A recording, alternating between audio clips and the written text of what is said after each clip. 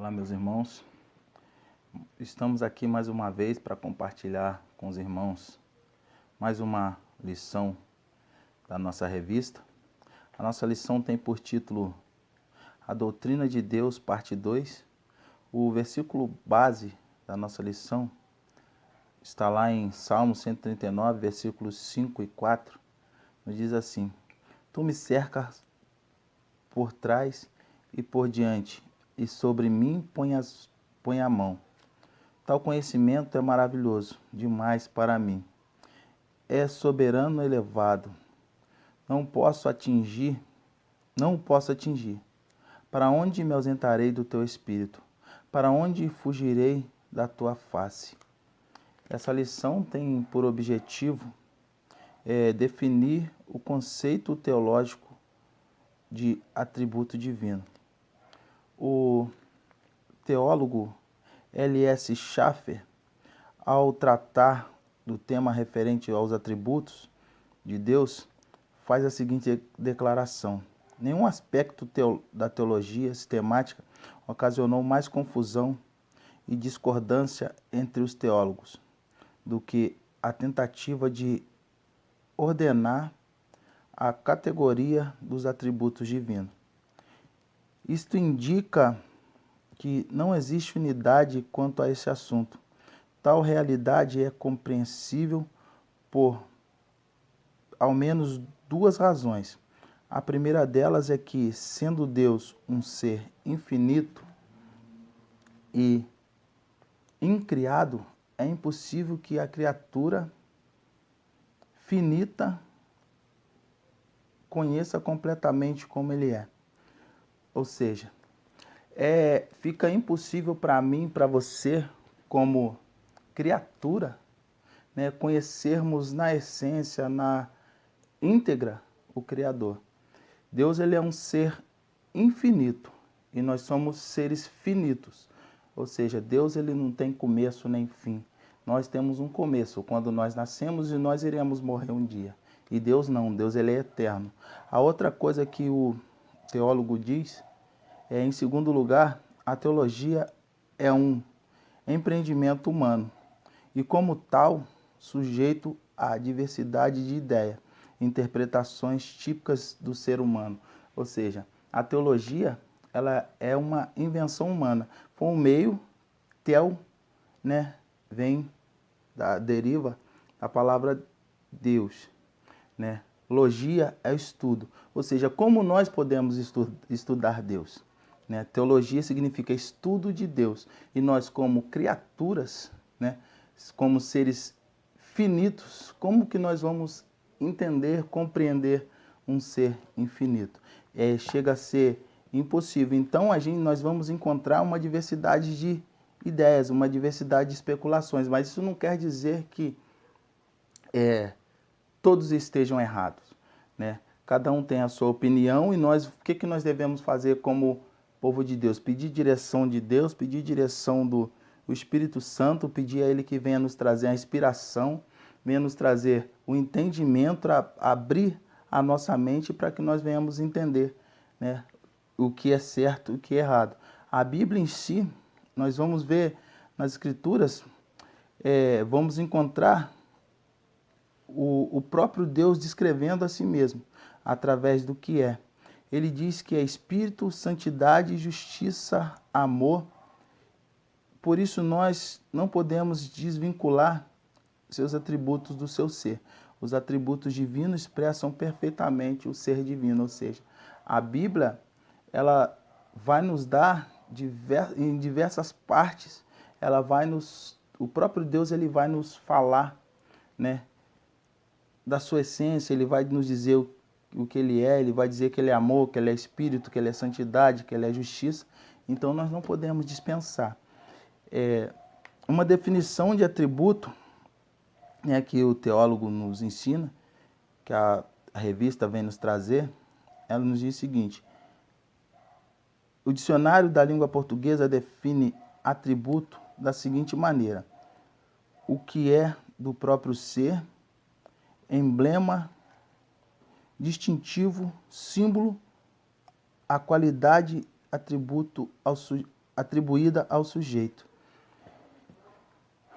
Em seu livro Conhecendo as Doutrinas da Bíblia, Meyer Peelman diz que o atributo de Deus é a qualidade que podemos atribuir ao aplicar a ele, ou aplicar a ele. Eles expressam em vários aspectos. Nós vamos ver, como eu disse, nós vamos ver na palavra de Deus, né, o próprio Deus, ele dizendo, né, o que ele tem, as suas características, né, ele vai atribuir a ele, né, ele vai dizer que ele é um Deus de amor, que ele é justiça, né, que ele é fogo consumidor. E aí nós vamos ver as características de Deus, nós vamos ver, né, os seus atributos, melhor dizendo. Aí nós vamos conhecendo, à medida que nós vamos adentrando, que nós vamos estudando, entendendo, compreendendo a palavra, nós vamos ver que Deus ele vai, né, nos falar, né, dos seus atributos, ele vai falar das suas características, aí nós podemos, em comparação com a palavra, nós vamos poder entender, compreender aquilo que os teólogos falam, porque para nós, como nós acabamos de ver no início da lição, nós, seres finitos, é impossível nós entendermos, compreendermos com a nossa finita sabedoria, com o nosso finito entendimento, né, compreender a Deus. O tópico 1.2 vai nos falar de algumas observações preliminares referente à classificação dos atributos de Deus. O tópico 1.2 nos diz assim: uma questão na qual o tema dos atributos divinos apresenta grande variedade e discordância entre os estudiosos. Para evitarmos entendimentos distorcidos e exageros de desequilíbrio doutrinário, é necessário atentarmos para algumas observações. A primeira, a Bíblia não apresenta qualquer tipo de classificação de atributo referente a Deus. Todas as classificações existentes não passam de uma obra meramente humana. Outra coisa, nenhuma classificação é perfeita. Por quê? Por que nenhuma classificação é perfeita? É porque o homem, ele lê a palavra, chega ao seu entendimento, né? E aquilo que ele pensa, como eu disse, nós somos seres finitos e Deus ele é um ser infinito, né? E nós somos criaturas, nós somos feituras de Deus. Então é impossível para mim e para você chegarmos a uma compreensão, porque nós não conseguimos compreender, não conseguimos entender Deus na sua dimensão toda, a não ser aquilo que ele se revela para nós, a não ser aquilo que, por intermédio do Espírito Santo, ou por intermédio da busca do Espírito Santo, que nós vamos chegando a um entendimento, porque nós vamos meditando na palavra, nós vamos aprendendo do Senhor, e ele vai se revelando a nós. À medida que ele vai se revelando, nós vamos entendendo e vamos compreendendo. Sem a ajuda do Espírito Santo, fica impossível para nós. Outra coisa é que não existe nenhuma afirmação bíblica sobre qual seja o número de atributos divinos. Ou seja, a Bíblia ela não traz em si, né, o número de atributos. Nós sabemos que ela vai nos mostrar uma variedade, como eu disse. Deus ele é amor, Deus ele é justiça, Deus ele é fogo consumidor, né? E aí a gente vai pegar, né, com base na palavra, com base naquilo que o Espírito Santo nos revela, nós vamos chegando à compreensão. Então, se nós não nos atentarmos para estes assuntos, para esses tópicos, nós vamos ficar com aquilo que as pessoas falam, né? E se nós não buscarmos direcionamento do Espírito Santo de Deus, nós vamos ficar ouvindo o que as pessoas falam, o que as pessoas dizem, e vamos comprar aquilo como verdade. Mas eu quero dizer para você que somente buscando a Deus, somente buscando em Deus, por mais que nós ouçamos as pessoas falarem, ouçamos as pessoas dizerem, né? Nós temos que buscar entendimento de Deus. Nós temos que pedir a Deus que nos dê direção, precisamos pedir a Deus que fale conosco da mesma forma que Deus fala comigo, Ele fala com você. Nosso Deus, Ele não faz acepção de pessoas. Outra coisa é que a descrição de cada um dos atributos divinos deve ser compreendida à luz de tudo que as Escrituras nos dizem sobre Deus. Ou seja, aquilo que eu acabei de dizer. As descrições que as pessoas falam a respeito de Deus, que os teólogos, né, que a gente está vendo aqui a luz da teologia, com base na teologia, nós vamos pegar aquilo que os teólogos dizem e vamos buscar uma confirmação dentro da palavra. Nós vamos ver se aquilo que ele está dizendo condiz com aquilo que a palavra nos ensina, com aquilo que a Bíblia nos diz. Nós devemos nos atentar para as Escrituras. Outra coisa é empregar-se vários métodos diferentes de classificação dos atributos divinos. Exemplo. Um dos exemplos, né? Atributos incomunicáveis e comunicáveis. Atributos naturais e morais. Atributos absolutos e relativos. Atributos negativos e positivos. Atributos ativos e passivos. Nós damos um salto aqui do tópico 1 para o tópico 3. Acredito eu que seja um erro de digitação na hora que foram digitar a revista. Mas dando um segmento aqui, no tópico nos diz os atributos de Deus. No tópico 3.1 nos diz assim, a onipotência. Nós vamos encontrar a referência em Gênesis capítulo 17, versículo 1, Apocalipse 1, verso 8 e Apocalipse 15, verso 3. Vamos ver breves definições de onipotência divina, escrita por teólogos conceituados. J.I. Doug, ele nos diz assim, Deus pode fazer tudo quanto Ele quiser.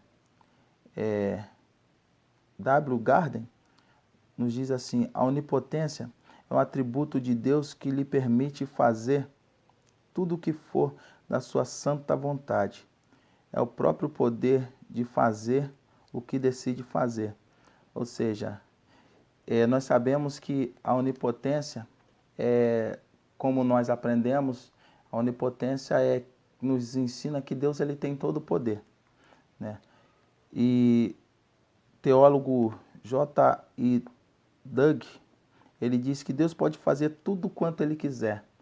A palavra do Senhor ela vai nos dizer em Lucas, capítulo 1, versículo 7, né, que para Deus não há impossíveis. Às vezes nós olhamos para as nossas vidas, olhamos para as nossas dificuldades, olhamos para os nossos problemas, às vezes achamos que é tão grande que não vamos conseguir, né, fazer com que aquilo se concretize, com que aquilo se realize, mas nós não podemos. Mas se nós colocarmos a nossa confiança em Deus, se nós clamarmos a Ele, e se tiver em conformidade com a vontade dEle, como disse o teólogo J.I. Doug, né? Deus pode fazer tudo quanto Ele quiser. Ou seja, se o seu problema, se a sua dificuldade estiver em conformidade com a vontade de Deus, ela vai se realizar na sua vida. E o W. Gruden, ele nos diz que a onipotência é o atributo de Deus que lhe permite fazer tudo o que for da sua santa vontade. Como eu disse, se a minha necessidade, se a minha dificuldade, se o meu problema, se o seu problema estiver em conformidade com a vontade de Deus, porque a palavra do Senhor ela vai nos ensinar a buscarmos primeiro o reino dos céus e a justiça de Deus, e as demais coisas elas vão nos ser acrescentadas. E se isso que você precisa, se isso que você necessita estiver em conformidade com a vontade dele, vai se realizar na sua vida. Creia nisso, porque Deus ele tem todo o poder. Deus ele pode agir na minha vida, ele pode agir na sua, mas é tudo mediante a vontade dele, né? E no tópico 3, 1.1, a revista ela vai nos ensinar, o autor da revista ele vai nos ensinar a evitar interpretações erradas, né? para evitarmos interpretações erradas sobre o que vem a ser a onipotência divina, precisamos entender que ela significa duas coisas. Primeira, a liberdade e poder divino para fazer tudo que esteja em harmonia com a sua natureza e caráter. Ou seja, Deus ele não vai fazer nenhuma coisa que seja contrária à sua vontade. Aquilo que eu disse, se a minha dificuldade, se o meu problema, né, se as nossas necessidades estiverem em conformidade com a vontade dele, ele vai realizar. Ele vai dar um exemplo aqui, o autor ele vai nos dar um exemplo, que Deus ele jamais vai criar um círculo triangular, ou até mesmo um quadrado redondo, porque nós sabemos que na geometria o triângulo é um triângulo, né? São retas, né, que formam um triângulo, e o quadrado são retas que formam um quadrado, e o círculo é uma circunferência. E Deus, o que ele quis mostrar para nós aqui é que Deus ele não vai fazer nada que foge à sua natureza. Por que ele colocou isso? Porque nós sabemos que para mim formar um quadrado, eu preciso de traçar retas. Para mim formar um círculo, eu preciso traçar uma circunferência. E Deus ele é perfeito. E Deus ele não age com imperfeição. A outra coisa que ele vai nos dizer, né? Ele vai nos dar alguns versículos, depois os irmãos leiam, né? Para chegar a um entendimento melhor, porque o nosso tempo é corrido. E se a gente parar para ler versículos por versículo, não vai dar tempo, porque o nosso tempo para a lição ela é bem grande. E se nós pararmos para ler versículo por versículo, vai tomar um tempo muito grande. Então, que os irmãos possam ler para chegar a um entendimento melhor. E a outra, ele vai nos dar alguns exemplos, né? Que Deus, ele não vai mentir, né? Está lá em Tito, Hebreus 1.1. Outra coisa é que Deus, ele não nega a si mesmo. Está lá em 1 Timóteo, versículo 2, capítulo 2, perdão, versículo 13. E Deus, ele jamais vai tentar alguém. A Bíblia vai nos dizer que Deus, ele jamais nos tenta, porque ele não pode ser tentado. Então, ele jamais vai tentar a mim, ele jamais vai tentar você. Mas a Bíblia vai nos dizer que ele nos prova, a fim, não para nos condenar, não para nos julgar, mas ele nos prova a fim de que sejamos aprovados, né? Outra coisa que, para nós entendermos, né, o que significa, né, o atributo de Deus, para não termos, perdão, para evitarmos interpretações erradas dos atributos de Deus, ter controle e soberania sobre tudo o que existe ou que pode existir. Isso significa que Deus pode, por ser infinito, não está limitado àquilo que ele já fez. Ou seja, Deus ele não está limitado à condição humana. Deus ele não está limitado a mim, ele não está limitado a você. Deus ele simplesmente ele faz, ele acontece quando ele quer, da maneira dele, na hora que ele quer. E a Bíblia vai nos ensinar que é um tempo pré-determinado para todas as coisas. Às vezes nós queremos algo para ontem, mas Deus ele vai fazer, Deus ele vai realizar no tempo certo. Às vezes nós ouvimos pessoas dizer que Deus tarda, mas não falha. Mas isso é uma invenção humana, isso é uma condição, é uma imposição humana. Não, mas Deus ele age na hora certa, no tempo certo, no momento certo ele vai agir, né? Segundo a vontade dele, mediante o querer dele, na hora que ele achar que deve ser, não na hora que eu ou você pensa que tem que ser. Deus ele não está limitado a condição nenhuma. Deus ele não está limitado à condição humana. Deus ele, como nós acabamos de ler, Deus ele é um ser infinito, né? Então ele não está limitado àquilo que ele já fez, ou seja, nós já fomos feitos, nós já fomos formados, nós já fomos criados. Deus ele não está limitado a mim, ele não está limitado a você. A palavra do Senhor, ela nos ensina que Deus ele é atemporal, Deus ele está além do tempo. Então, quando nós olhamos para o que Deus é, para o que Deus pode fazer, né, nós vamos chegar à compreensão, ao entendimento que Ele não está limitado a mim e a você. Nós somos seres limitados, mas Deus não. Deus, ele é um ser ilimitado. Ou seja, Deus, ele pode todas as coisas. Nós podemos fazer algumas coisas. Deus, ele pode fazer todas, né? Dando prosseguimento aqui no tópico 3.2, vai nos falar sobre a onipotência.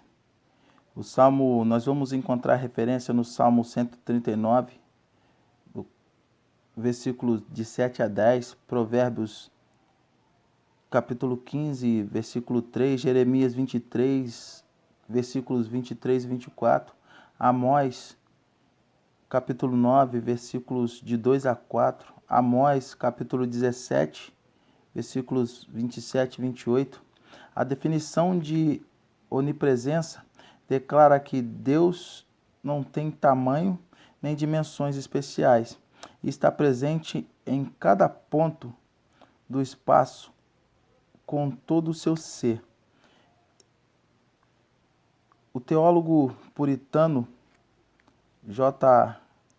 L. Doug define imensidade da seguinte maneira: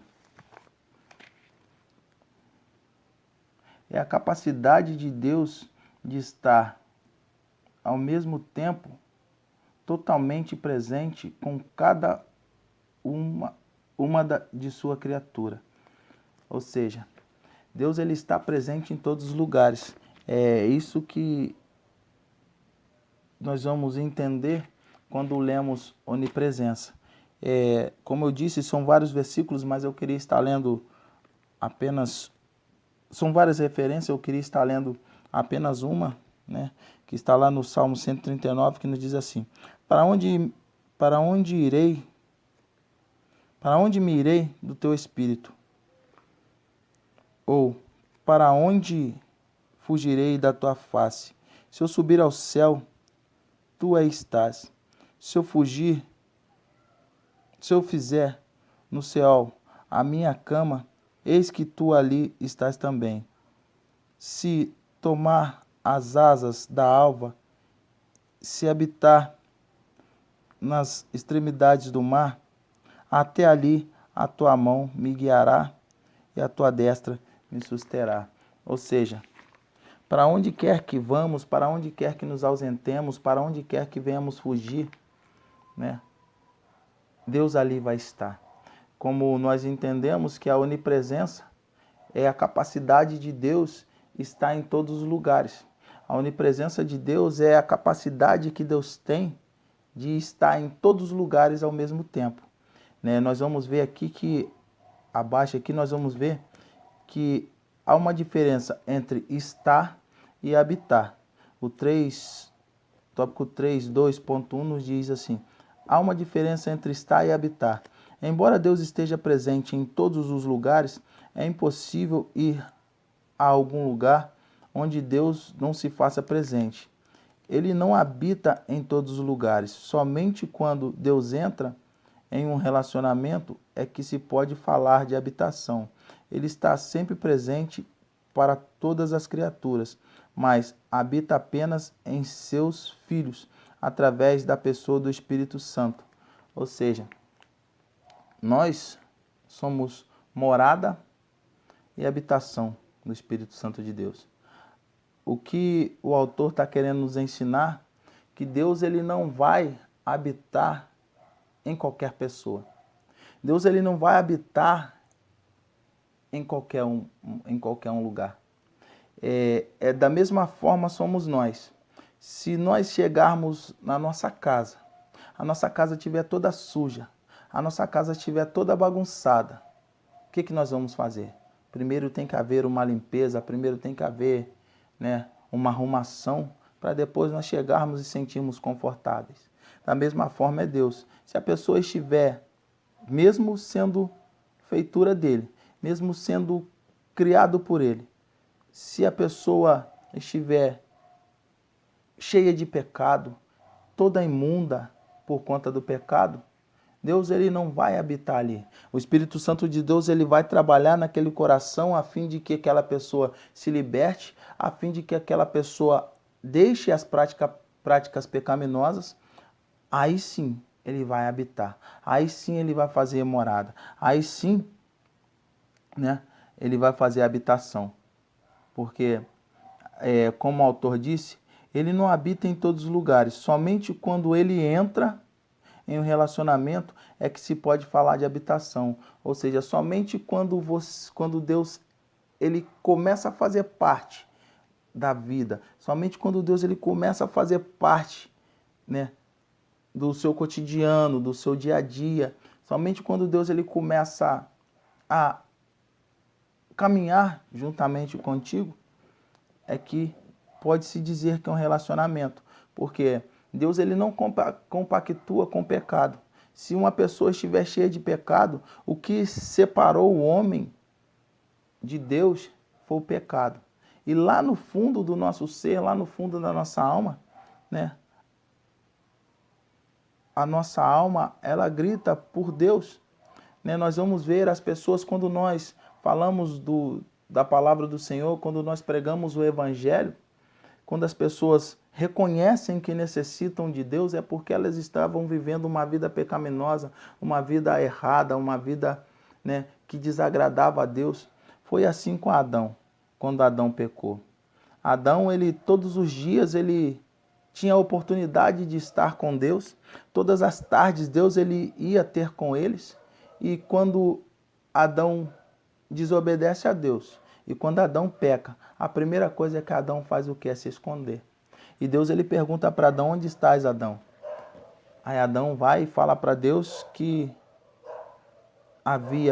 estava nu, né, que havia comido do fruto proibido e por isso ele se envergonhou.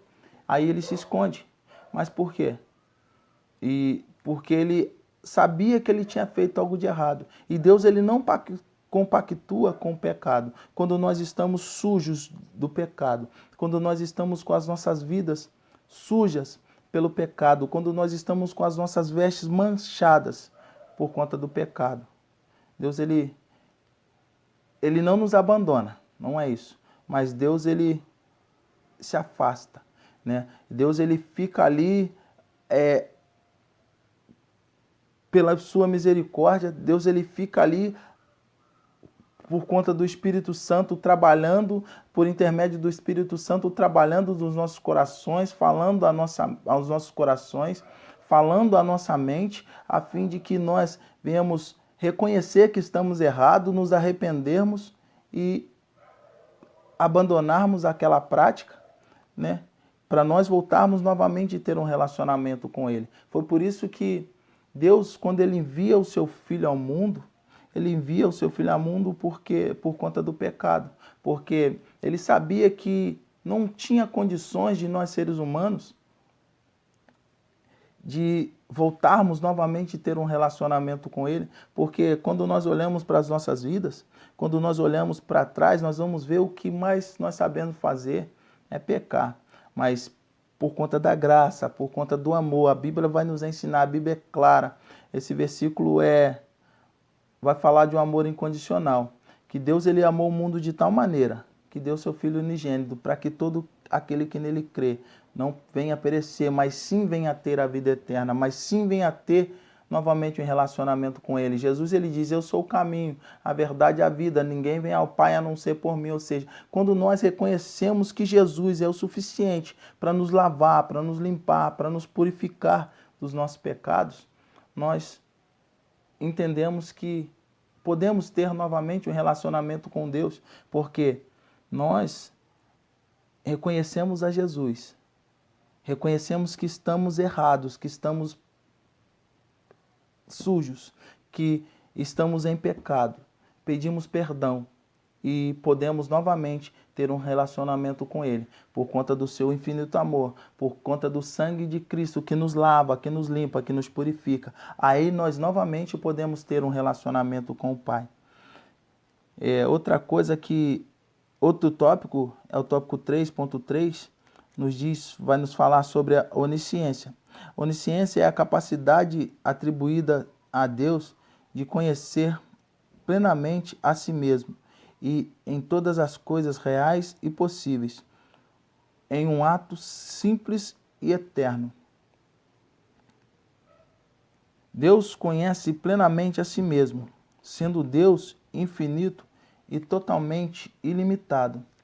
Pode ter conhecimento infinito e ilimitado de sua própria pessoa, ou seja, ele possui totalmente conhecimento a respeito de quem ele é e de tudo que lhe diga a respeito. Ou seja, Deus ele conhece tudo. Não há nada, a onisciência de Deus, não há nada. Ela é imaculada, limpa. Ela é imaculada, limpa, pura, sem mancha. Ou seja, a santidade de Deus, ela é limpa, ela é pura, ela não tem mancha. Da mesma forma, irmãos, tem que ser a nossa vida. Eu costumo dizer que a nossa vida tem que ser como um lençol branco estendido no varal. Porque quando os nossos vizinhos passar e olhar para aquele lençol branco, eles vão olhar e vão orgulhar-se. Mas agora, se eles passarem e olharem o nosso varal e ver uma mancha naquele lençol branco, eles vão esquecer que o varal está repleto de roupas limpas e vão focar e vão apontar para aquela mancha. O que eu quero dizer com isso? Que nós devemos buscar andar em santidade, devemos buscar andar assim como o Senhor é santo. Ele nos chama a sermos santos, porque Ele é santo. E outra coisa que a revista vai nos falar sobre a santidade, ela vai falar no tópico 4.3, implicações da santidade divina. Todas as qualidades de Deus estão relacionadas à sua santidade. A vontade de Deus é determinada pela sua santidade. A santidade é o fundamento moral do universo. Na santidade divina não existe capacidade de reação em relação a outros, tanto positiva quanto negativa. O tópico 3.3 ele vai nos falar sobre a onisciência de Deus. A onisciência é a capacidade atribuída a Deus de conhecer plenamente a si mesmo e todas as coisas reais e possíveis em um ato simples e eterno. Nós vamos encontrar a referência lá no Salmo 139, dos versos de 1 a 4, que nos diz assim: Senhor, tu me sondas e conheces. Tu conheces o meu assentar e o meu levantar. De longe entendes o meu pensamento. Cercas o meu andar e o meu deitar, e conhece todos os meus caminhos, sem que haja uma palavra na minha língua. Eis que o Senhor já sabe, tudo conheces. Ou seja, o Senhor, ele não há nada que o Senhor não saiba.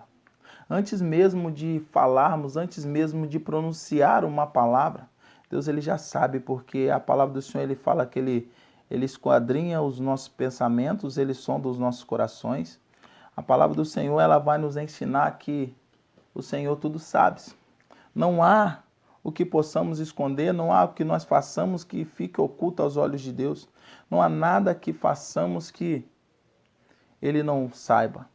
Porque, como nós acabamos de ler no Salmo 139, a palavra vai de 1 a 4, a palavra vai nos ensinar que antes mesmo, né, que a palavra saia de nossa boca, antes mesmo que a palavra chegue aos nossos lábios, o Senhor já sabe o que iremos dizer. A palavra do Senhor ela vai nos ensinar que antes mesmo de nós nos formarmos no ventre de nossa mãe, o Senhor já nos conhecia. Então, não há nada que Ele não saiba. Né? Nós vamos ver algumas características de Deus acerca da onisciência dele. Nos diz assim, Deus conhece tudo. Deus conhece todas as coisas que existem e todas as coisas que acontecem. Ou seja, não há nada que ele não saiba. Deus conhece todas as possibilidades e variedades dos acontecimentos. Ou seja, eu costumo dizer que Deus, eu costumo brincar, melhor dizendo, que Deus ele senta diante, que ele é atemporal, né? Nós estamos vendo que nosso Deus é um Deus onisciente, é um Deus onipresente, é um Deus onipotente, né? Nós estamos vendo os atributos de Deus, né? Eu costumo brincar que Deus ele senta, olha para a linha do tempo e de repente ele olha para a minha vida ou olha para a sua e ele fala assim, vou ver até onde que ele vai. Ele puxa, ele está fora do tempo. Nós temos a linha do passado, presente e futuro. Isso para nós. Para Deus isso não existe. Porque Deus ele é atemporal, ele está fora do tempo. O que é que nem a palavra do Senhor, ela vai nos ensinar que um dia é como se fosse 1000 anos. E 1000 anos para Deus é como se fosse 1000 dias. Um dia, perdão. Então Deus ele não tá limitado ao tempo como nós. Nós não, nós sabemos que nós nascemos, nós vamos passar um período aqui nessa terra, iremos morrer e depois iremos ressuscitar quando Jesus voltar, iremos passar nossa eternidade com Cristo. Mas o que é a minha vida, o que é a sua vida para Deus? Não é nada, né? Porque Deus ele é atemporal. Como eu disse, eu costumo brincar que Deus ele senta diante do passado, do presente e do futuro, ele puxa a linha do tempo para cá, dá uma olhada, fala assim, opa, esse jovem, esse irmão, esse varão, rapaz, se ele seguir por esse lado, ele não vai dar boa coisa não, mas se ele for por esse caminho aqui, vai dar certo. E a nossa vida, irmãos, a nossa vida é feita de escolhas. Deus, ele é um ser que ele nos deu livre-arbítrio, ou seja, tudo que fazemos, Deus ele nos deu o direito de escolher, né, por onde trilhar, por onde caminhar, o que fazer, por onde ir, por onde andar. Deus ele nos deu essa liberdade. E ele sendo um Deus está sempre plena e totalmente consciente de tudo. Ele sempre sabe todas as coisas de maneira simultânea. Ou seja, Deus ele está a par de tudo. Deus, todos os acontecimentos, quer seja aqui, quer seja no Japão, quer seja na China, na Itália, ou seja, tudo o que acontece nas nossas vidas, tudo o que acontece ao redor do mundo, né? Ao redor, vamos dizer, ao redor da Terra, ao redor do universo. Deus ele sabe de todas as coisas, porque como eu disse, Deus ele é atemporal, nós estamos vendo aqui que Deus ele é onisciente, né? E a onisciência de Deus, ela quer dizer que ele conhece tudo, não há nada que Deus ele não saiba.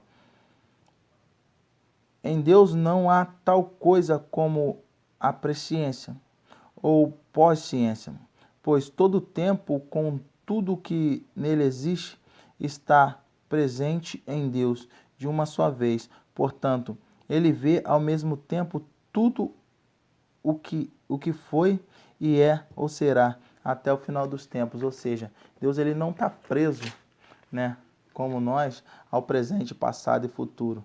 Deus, antes, a palavra do Senhor ela vai dizer que antes da fundação do mundo, ele já sabia o que iria acontecer. Antes mesmo de nós termos chegado a essa terra, antes mesmo de nós termos nascido, ele já sabia o que seria de nossas vidas. Como eu disse, antes mesmo, a Bíblia fala que ele nos conheceu em substância informe, ou seja, antes mesmo de sermos formados no ventre de nossa mãe, Deus ele já nos conhecia. O conhecimento de Deus jamais muda ou aumenta, ou seja, seu conhecimento é completo de eternidade a eternidade. Este conhecimento não é acrescido de algo novo, como com o passar do tempo. Ou seja, como eu disse, o conhecimento de Deus, Deus ele é atemporal. O conhecimento dele ele não vai acrescentando, que nem nós vamos aprendendo dia a dia. Deus ele já sabe de todas as coisas. Deus ele já conhece tudo.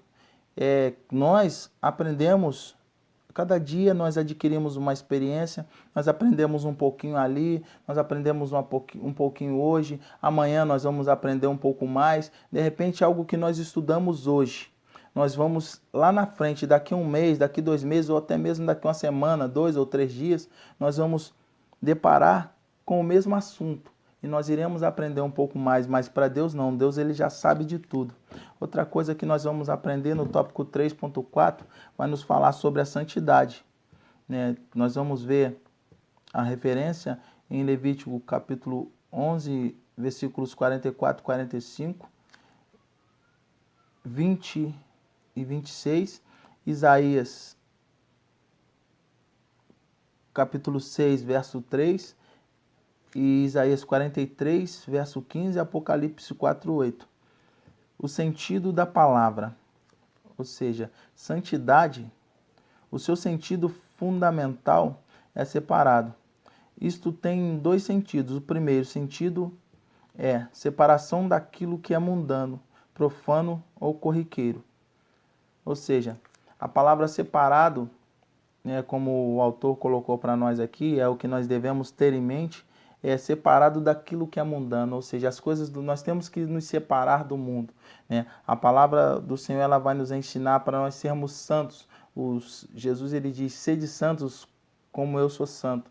Ou seja, nós devemos nos separar, nós devemos ser separados. A palavra santo significa separados, ou seja, nós devemos nos separar do pecado, nós devemos nos separar daquilo que é profano, daquilo que é corriqueiro. O segundo sentido é a separação para os propósitos divinos.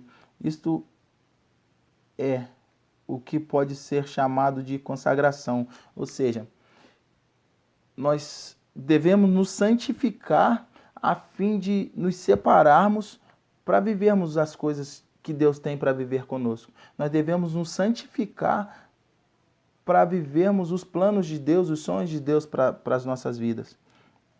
Nós só iremos receber, né?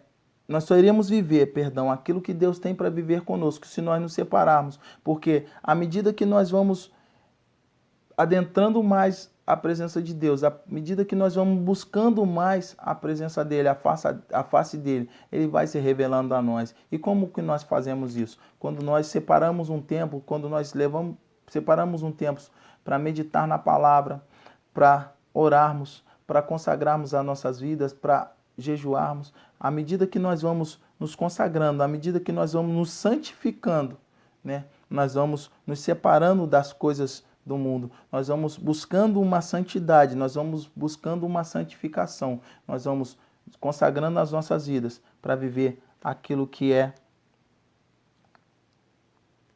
está disposto, aquilo que Deus tem predeterminado para as nossas vidas. As características divinas, né, tópico 3, 4.2, nos diz assim: características da santidade divina. Ela é viva. Isso significa que ela incita tudo o que Deus faz. Todo o fazer de Deus é caracterizado pela santidade. Não exige nada que diga a respeito de Deus que não seja santo. Quando nós olhamos para as características de Deus, nós vamos ver que Deus é santo. Não tem nada que desabone, não tem nada que nós olhamos para Deus, tudo que Ele faz, que nós não vemos uma perfeição, né? Tudo que diz respeito a Deus, né? Nós vemos que é santo, é magnífico, né? Nós vamos olhar e vamos ver que tudo é bom, né? Tudo que Deus faz é caracterizado pela tua santidade. Nós vamos ver, né, as características de Deus, nós vamos ver o amor dele, nós vamos ver a inspiração que ele teve, nós vamos ver, né, a maneira que ele tratou, a maneira que ele se colocou para fazer.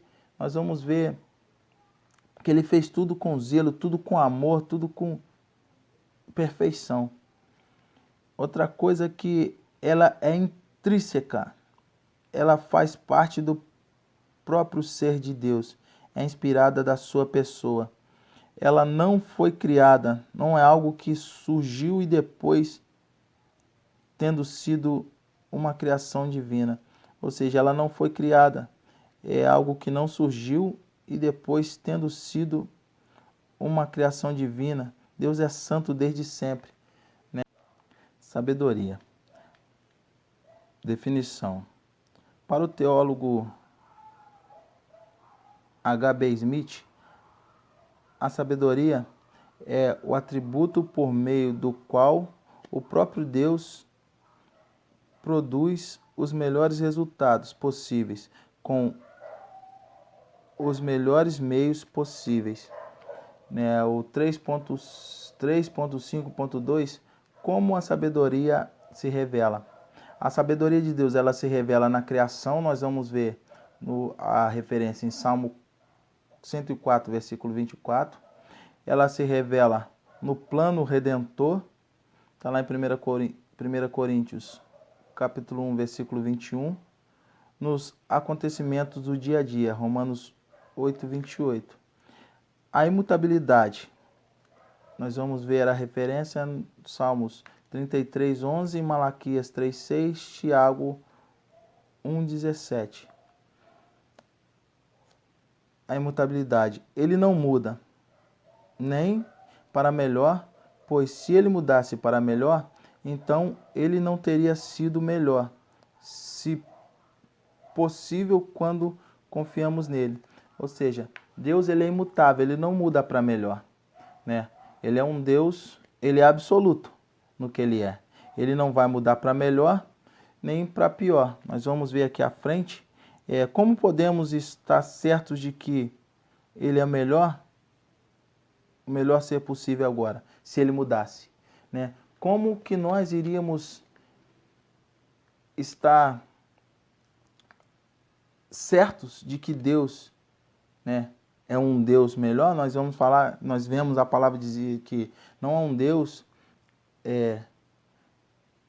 não há um Deus além de ti, não há outro Deus como tu, não há outro Deus além de ti, não há outro Deus poderoso, né? Não há outro Deus igual a ti, né? Porque nós sabemos que nosso Deus, ele é poderoso. Não há outro Deus, nós cremos, né? Como a palavra do Senhor nos ensina. Não há um Deus além de ti, não há um Deus tão poderoso quanto a ti, né? Nós bem sabemos que ele é o Deus, ele é o Todo-Poderoso, não existe nenhum Deus acima dele. Então, como que nós iríamos poder crer se ele mudasse, né? Se ele melhorasse, né? Então, até, digamos assim, se ele mudasse hoje, até ontem era o Deus que nós acreditávamos, a forma, né, era o Deus a qual acreditávamos que era o melhor. Mas hoje ele mudou, ele melhorou.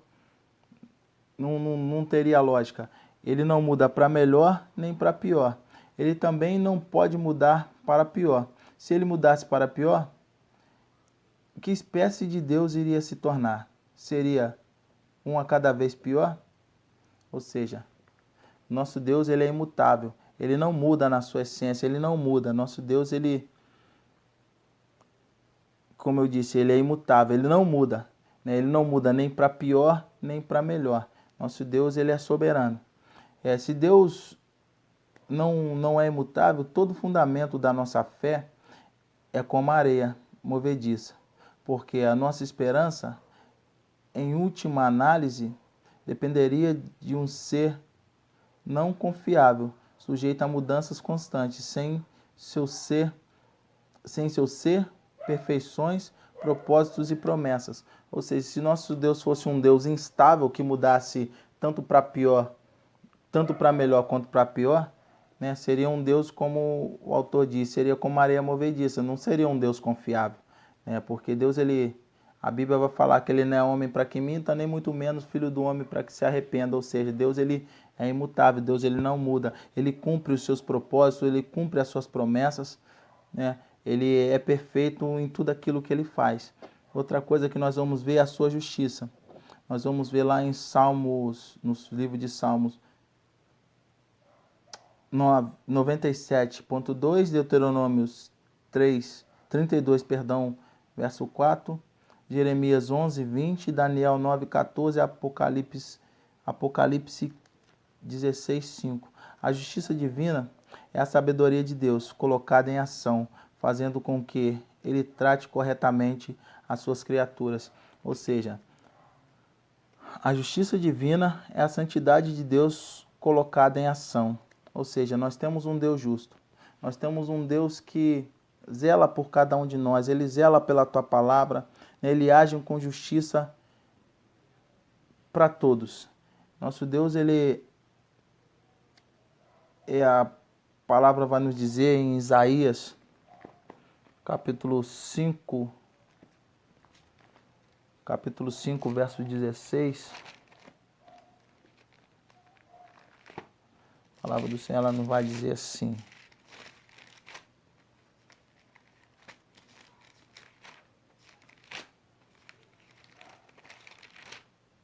Cinco 16.